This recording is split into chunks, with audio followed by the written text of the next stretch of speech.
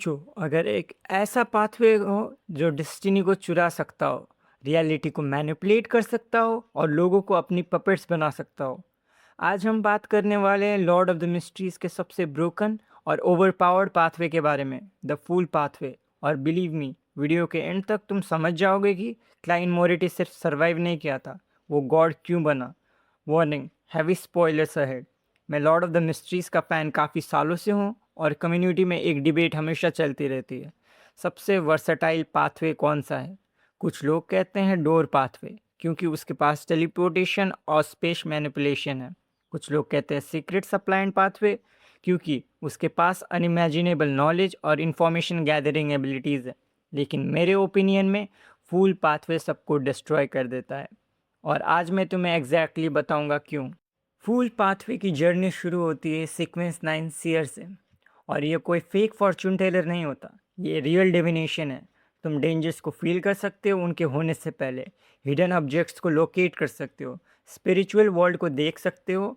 जब एक Hunter blindly enemy की तरफ चार्ज कर रहा होता है, एक सीयर ऑलरेडी जानता है कि उस पर एम्बुश होने वाला है, और एलओटीएम की दुनिया में इंफॉर्मेशन ही सर्वाइवल है। इसीलिए सीयर की पावर शुरू से ही डेंजरस होती है। अगला सीक्वेंस है क्लाउन, और यहाँ थिंग्स बिकम इंटरेस्टिंग। क्लाउन अपने बॉडी पर कंप्लीट कंट्रोल गेन करता है, perfect balance, perfect coordination, super human reflexes, bullets dodge कर सकता है, पतली रोप पर इफर्टलेसली वॉक कर सकता है, और ऑर्डिनरी प्लेइंग कार्ड्स को डेडली वेपन्स में कन्वर्ट कर सकता है। तुम सिर्फ इंटेलिजेंट नहीं रहते, तुम खुद एक वेपन बन जाते हो। और फिर आता है सीक्वेंस 7, मजिशियन। यहीं से फुल पाथवे की डिसेप्शन एबिलिटीज ट्रूली शाइन करना शुरू करती है। मैजिशियन इल्यूजन क्रिएट कर सकता है, एनिमी को मिसडायरेक्ट कर सकता है, इम्पॉसिबल सिचुएशन में स्केप कर सकता है। एलओटीएम की दुनिया में जहाँ एक गलत इन्फॉर्मेशन तुम्हारी डेथ का रीज़न बन सकती है, डिसेप्शन खुद में एक वेपन है, और मैजिशियन उसका एक मास्टर होता है। अब आते हैं मेरे पर्सनल फेवरेट अर्ली सीक्वेंस में, फेसलेस। नेम ही काफ़ी है। Sequence 6, faceless. लिटरली किसी का भी इंसान का अपीयरेंस कॉपी कर सकता है। तुम किसी भी ऑर्गेनाइजेशन में इन्फिल्ट्रेट कर सकते हो, एनिमी के बीच घुस सकते हो, सीक्रेट्स कलेक्ट कर सकते हो, और अगर सिचुएशन डेंजरस हो गई तो बस आइडेंटिटी चेंज करो और डिसअपियर हो जाओ। Spy work perfect, information gathering perfect, survival even more perfect.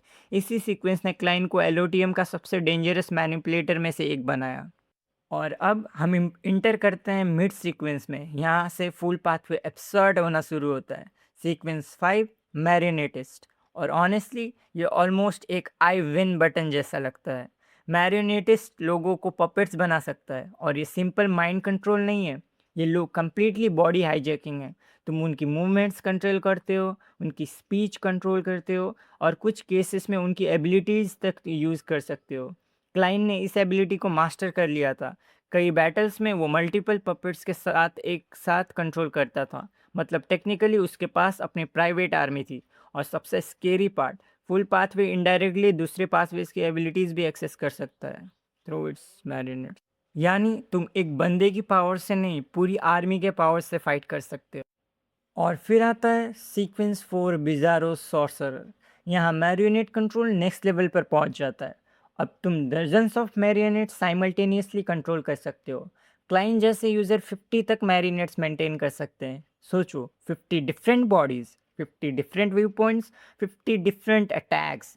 एक इंसान से फाइट करना कितना डिफ़िकल्ट होता है, लेकिन 50 कोऑर्डिनेटेड पपेट से फाइट करना एक नाइटमेयर ही हो सकता है। उसके बाद आता है, अब हम हाई सीक्वेंस में एंटर करते हैं, और यहाँ खुद रियलिटी खुद ब्रेक होना शुरू करती है। Sequence 3, scholar of your. ये एबिलिटी मुझे पहली बार पढ़ते वक्त लिटरली माइंड ब्लोइंग लगी थी। स्कॉलर ऑफ यूज़ करता है हिस्टोरिकल वॉइड प्रोजेक्शन। ये पावर पास्ट के इकोज में से समन कर सकती है, पीपल, आइटम्स, वेपन्स, एबिलिटीज, सब कुछ। नीड एक पावरफुल डेमीगॉड फाइटर, पास से समन कर लो। एक डिस्ट्रॉयड मिस्टिकल आर्टिफैक्ट चाहिए, हिस्ट्री से पुल कर लो। क्लाइन ने सेंट्स और लेजेंडरी फिगर्स जैसे के प्रोजेक्शन समन करके बैटल्स लड़ी है। इमेजिन फाइटिंग समवन जो हिस्ट्री से आर्मी लेकर आता है। सच कहूँ, विनिंग ऑलमोस्ट इम्पॉसिबल है।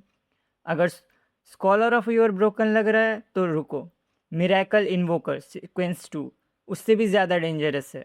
अब तुम रियलिटी के रूल्स के साथ खेलना स्टार्ट कर देते हो। प्रोबेबिलिटी मैनिपुलेट कर सकते हो, आउटकम्स अल्टर कर सकते हो और एक्चुअल मिरेकल परफॉर्म कर सकते हो। Natural laws optional, logic optional, reality negotiable. Client ने इस बार पावर का यूज़ करके इम्पॉसिबल सिचुएशन को रिवर्स किया, डिजास्टर को प्रिवेंट किया और डेथ के सिचुएशन को सर्वाइवल में कन्वर्ट किया। बाकी पाथवेज रियलिटी के अंदर ऑपरेट करते हैं। मिरेकल इन्वोकर रियलिटी के रूल्स को रिराइट करता है। अब हम गॉडहुड के डोर स्टेप पर खड़े हैं। Sequence 1, attendant of mysteries. यहाँ फुल पाथवे कॉस्मिक स्केल पर काम करना शुरू करता है। स्पेस डिस्टॉर्ट करता है, टाइम डिस्टॉर्ट कर सकता है, पॉकेट डायमेंशन क्रिएट कर सकता है, ग्रेविटी ऑप्शनल हो जाती है, फिजिक्स सजेशन का बंद हो जाती है, thousand of marionettes, countless historical projection, infinite agents, infinite spies, infinite influence. तुम बैटलफील्ड में फिजिकली प्रेजेंट हुए बिना कॉन्टिनेंट्स तक अफेक्ट कर सकते हो। और सबसे स्केरी बात, लोगों को शायद कभी पता भी ना चले कि तुम मास्टरमाइंड हो। सीक्वेंस 0। और फाइनली हम पहुंच गए अल्टीमेट डेस्टिनेशन पर, द फूल। यहाँ क्लाइंट सिर्फ पावरफुल नहीं रहता, वो रियलिटी को ऑथर बन जाता है। द फूल के पास अथॉरिटी होती है मिरेकल्स की, सोल रिजरेक्ट करना, इम्पॉसिबल विशेष फुलफिल करना, सिटीज़ वैनिश करा सकता है, रियलिटी बेंड कर सकता है। फूलिंग की अथॉरिटी, ये फूल पाथवे का सिग्नेचर अथॉरिटी है। तुम टाइम को फूल कर सकते हो, फेट को फूल कर सकते हो, यूनिवर्स को फूल कर सकते हो, डेस्टिन डेथ को सर्वाइवल में कन्वर्ट कर सकते हो, एक दिन को सेंचुरी जैसा बना सकते हो, रियलिटी को कंसीव कर सकते हो कि फायर कोल्ड है। और अगर रियलिटी मान ले तो वही ट्रुथ बन जाता है। हिस्ट्री, द फूल हिस्ट्री को एक्सेस कर सकता है, वो हिस्ट्री के इफेक्ट्स को रीराइट कर सकता है, पास्ट इवेंट्स को इरेज कर सकता है या उन्हें मॉडिफाई कर सकता है। यानी वर्ल्ड की स्क्रिप्ट तुम्हारे हाथ में आ जाती है। सबसे बड़ा रीज़न है why the full pathway is truly unstoppable. Synergy, her ability एक दूसरे एबिलिटी को स्ट्रॉन्गर बनाती है। डिविनेशन फ्यूचर डेंजर्स बताता है, इल्यूजन एनिमी को कंफ्यूज करती है, मैरिनेट्स एक्स्ट्रा बॉडीज प्रोवाइड करते हैं, हिस्टोरिकल प्रोजेक्शन एक्स्ट्रा फोर्सेस समन करती है, प्रोबेबिलिटी मैनिपुलेशन विक्ट्री सिक्योर करती है। इंडिविजुअली ये एबिलिटीज़ पावरफुल हैं, लेकिन जब ये सारी एबिलिटीज़ कंबाइन हो जाती है तो एक्सपोनेंशियल एडवांटेज क्रिएट होता है। अगर हम इस पाथवे का किसी और पाथवे के साथ कंपैरिजन करें, जैसे सन पाथवे, अमेजिंग कॉम्बैट और प्यूरिफिकेशन, लेकिन stealth almost zero, information gathering limited. Warrior pathway से कंपेयर करें तो एक्सीलेंट डायरेक्ट कॉम्बैट रहता है वॉरियर पाथवे में, लेकिन फ्लेक्सिबिलिटी कम। डोर पाथवे के इंसेन मोबिलिटी रहती है, लेकिन अमेजिंग टेलीपोर्टेशन भी रहता है, लेकिन फुल पाथवे जितनी अडेप्टेबिलिटी नहीं रहती। फुल कॉम्बैट कर सकता है, एस्पोनेज क्रिएट कर सकता है, मैनिपुलेशन कर सकता है, रिसर्च कर सकता है, हिस्ट्री यूज़ कर सकता है, फेट मैनिपुलेट कर सकता है और रियलिटी को फूल कर सकता है। और यानी लिटरली हर सिचुएशन के लिए आंसर रखता है। इसलिए क्लाइंट मोरेटी की जर्नी स्पेशल है।